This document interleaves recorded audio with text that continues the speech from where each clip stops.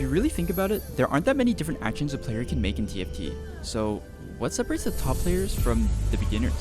They obviously aren't just luckier, so what gives? The truth is, the various small decisions add up over the course of a game to lead players down very different lines. Even small mistakes can have huge impacts on your game if they are made repeatedly. Chances are, if you're new to the game, there are several mistakes you make consistently that are costing you lots of LP. In this video, I'll be going over some common beginner mistakes that are super easy to fix. I'll also go over explanations and examples so you understand each decision. Keep in mind, many of these do have exceptions, so you shouldn't treat them as hard and fast rules, but also remember that these cases are considered exceptions for a reason. For those of you that are new here, I'm Fizzle, and I've reached Diamond the last 3 sets. I also created this beginner's guide at the end of set 9.5. I highly recommend checking it out if you're new to TFT, or if you just want to review your fundamentals. With all that out of the way, let's get right into the first tip.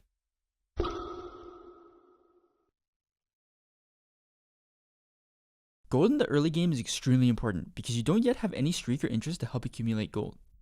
Even just 2 gold for a single roll can propagate into a large gold deficiency over several turns.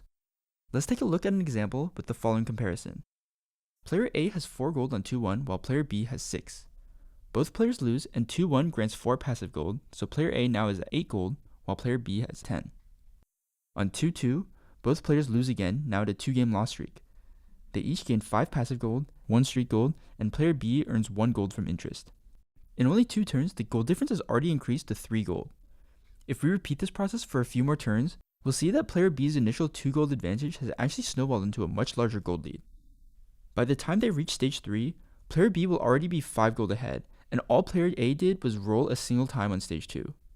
For this reason, avoid rolling on stage 2 and just make the best of whatever you can find in your free shops. It might just look like 2 gold, but that 2 gold makes a big difference early on.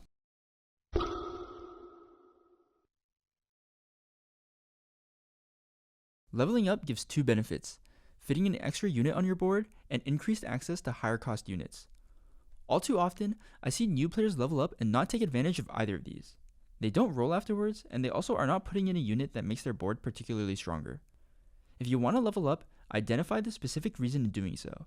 Maybe putting a specific unit could hugely spike the power of your board, or maybe you need a specific forecast and prefer the higher odds level 8 offers.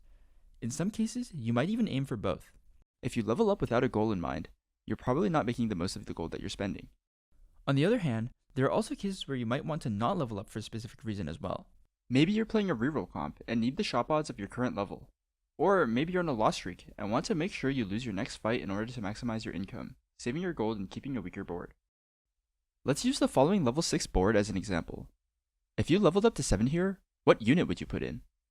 Let's start by looking at the traits. Your carry in this board is Senna, and the important traits here are Ghostly and Sniper, which amplify Senna's damage.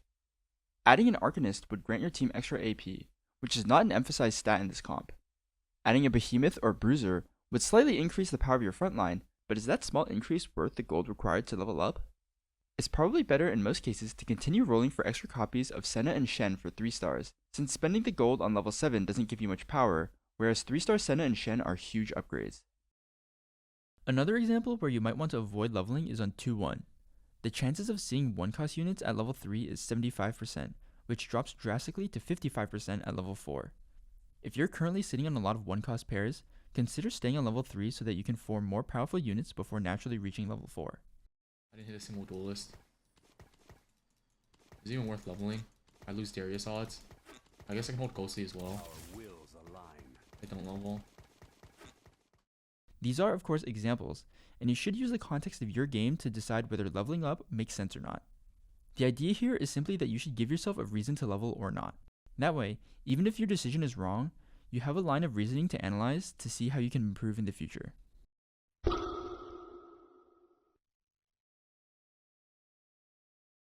Trying to reach 3 stars in a unit is expensive. Obviously, you have to spend the gold to buy 9 copies, but you also have to spend gold rolling in order to find those copies. You'll also fall behind on levels and have less access to 4 and 5 cost units, since you don't have as much gold to spend on leveling. These trade-offs are simply not worth it if the unit you're 3-starring is not a centerpiece to your board. I'll show an example so you see what I mean. Let's pretend you're playing Heavenly Yone reroll. One of the strengths of this comp is that Yone is able to consistently kill the enemy carry throughout the early and mid game by dashing to their backline. However, The board also has the potential to reach very high peaks by going deep into the Heavenly trait, giving your Yone huge buffs, and even extra Omnivamp from the Sage trait with high cost units such as Wukong and Morgana. When playing this comp, you may be tempted to 3-star units like Kha'Zix, Kindred, or Soraka alongside Yone, but this is often a misplay and could cost you multiple placements. Upgrading a 2-star 2-cost unit such as Kindred to a 3-star requires 6 copies, which would cost a total of 12 gold. If you also want to 3-star Soraka, a 3-cost, that's 18 gold for a total of 30 gold, and this doesn't even account for the amount of gold you would have to spend rolling to find them. This could easily cost you over 50 gold, and likely even more if you get unlucky. These units are also usually not itemized in this comp, meaning the value that they provide at 3 stars is not significantly different from what they provide as a 2-star unit. Instead, you could be spending your gold on the 48 XP needed for level 8 and fit extra heavenly units on your board. It also enables you to reach level 9 sooner, so you can have greater access to Wukong, whose traits grant increased attack speed, boosts other heavenly buffs, and grants Omnivamp. These adjustments help Yone, the star of the show, shine to his maximum potential. Now, this isn't to say that it's always wrong to try to 3-star multiple units. Many reroll comps such as Aphelios reroll, Duelist reroll, and Kog'Maw reroll all aim to have 2 units 3-starred in the ideal scenario. The key is to identify which units in each comp are the most important, and which units are just there to provide utility and traits. In fact, take a second to consider. When might a player opt to not 3-star one, or even both of the key units in these 3 comps?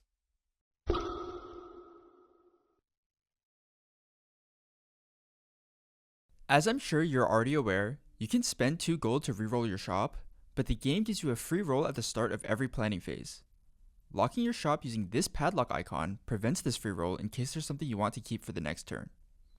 This means locking your shop technically costs 2 gold, since this roll that occurs for free is something you would normally have to spend 2 gold on. A mistake I sometimes see is beginners overusing this function and thereby wasting a lot of extra rolls. I generally avoid using this feature unless I'm either 100% certain that I will not be rolling afterwards, or I am literally out of gold and can't afford the unit I want. I'm even willing to lose out on interest, and here's why. Let's say I have exactly 50 gold and I'd like to buy a Syndra in my shop. However, I also know that I would like to continue rolling next turn because there are other things I still need besides this Syndra. Let's also assume I have a win streak that I'm about to break. In scenario 1, I lock the shop to maintain my interest bonus. I earn 5 passive gold and 5 gold from interest, leaving me with 60 gold. I buy the Syndra and spend 2 gold on a roll to see my next shop, leaving me with 54 gold, having seen 2 shops, 10 units total. In scenario 2, I immediately purchase the Syndra before the next turn begins, putting me at 46 gold. The next turn, I earn 5 passive gold and 4 gold from interest, leaving me with 55 gold. The shop automatically refreshes, and in this scenario, I've again seen 2 shops and 10 units total, but have 1 additional gold. I only lost 1 gold from breaking my interest threshold, but lost 2 for locking the shop. However, notice that in both situations, I'm considered to be losing gold. The ideal scenario is actually to avoid this situation altogether, which leads me to my next point.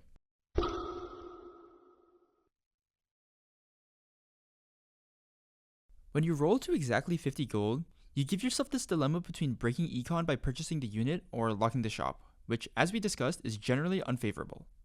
Let's say I'm rolling and looking for Syndra once again, a 4-cost unit. This time, instead of rolling to 50 gold, I'll roll to 54 gold. If I were to continue with another roll to 52 gold, I would no longer be able to buy the Syndra without going below 50 gold. Now, this can get more complicated if you're looking for multiple units, which you usually are. In these cases, I'd personally stop rolling based on the most expensive unit. So for example, if I'm looking for both Hui and Nautilus on my rolls, I'd stop at 55 gold. That way, I can afford either if they appear, and if they both happen to appear in the same shop, I can be happy about my luck and lose 1 gold in exchange.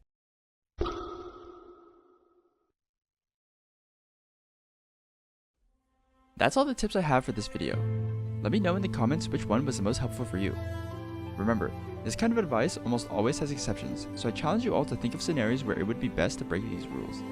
I'll be working on getting part 2 out as soon as possible, so make sure to subscribe if you're interested. If you'd like to support me, I also stream on Twitch at twitch.tv/fizzle, and I have a Ko-fi link down in the description as well. I hope you found these tips helpful, and thank you so much for watching.